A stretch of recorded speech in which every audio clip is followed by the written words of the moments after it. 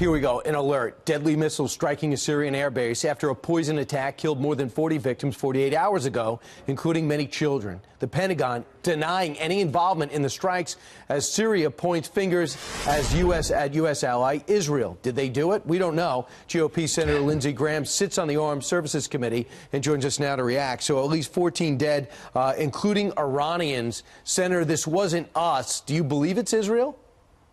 I don't know, but they would have every justification to act because Iran is very embedded in Syria, along with Hezbollah. All right, so we don't know who did it, but the president tweeted out very specifically there's going to be retribution. What do you think he's referring to? What do you hope he does? Well, he says we'll pay a big price, so let's build that out. So the regime has to pay a big price. What would be a big price? To lose your Air Force. This should be the last time a barrel bomb is dropped on innocent civilians by the Assad Air Force. We have the capability to destroy his Air Force, to ground his air fleet, and we should use that capability. Their air bases are fixed places on Earth.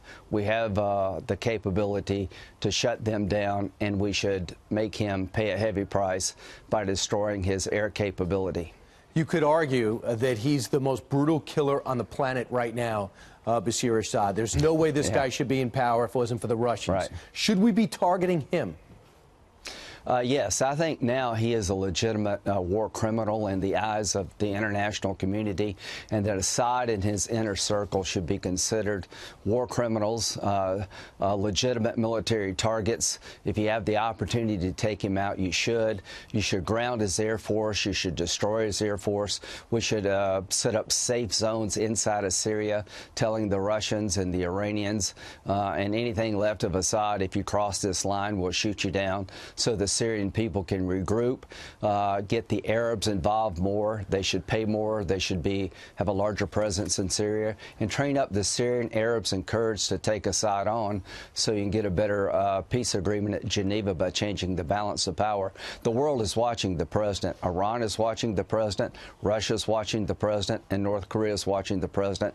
This president has a chance to do exactly the opposite of Obama. Send a strong signal that there's a new sheriff in town. Right. And America's back. Senator, they might be evil, but they're not stupid. They know the president just was winging it kind of seemingly and says, I want to pull our troops out and get our people out of there. This prevents him from doing that. Why would they want that? If they want us out, why would they do this?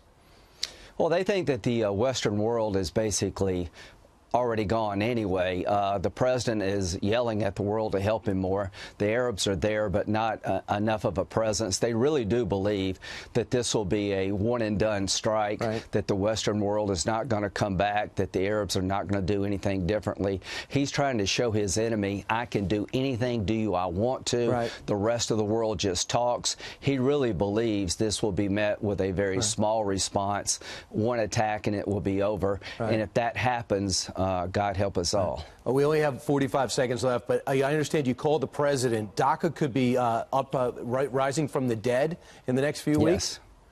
What can you tell us? The president wants to do a DACA deal. Border wall money plus other border security measures are very much on the table. Our southern border is porous. It needs to be rebuilt strongly, and the DACA kids need to have certainty in their lives. I hope this president can find Democrats to work with him, and I hope he'll send a signal to Assad and every other thug and dictator in the world. When you cross my red lines, you pay a heavy price. Very defining moment for President Trump, and I think he'll rise to the occasion. He certainly has the defense money to do it now, and he's certainly got the Secretary of Defense that knows how. Senator Lindsey Graham, thanks so much. Appreciate you getting up early for us. Just trust me, you're going to get a lot done today.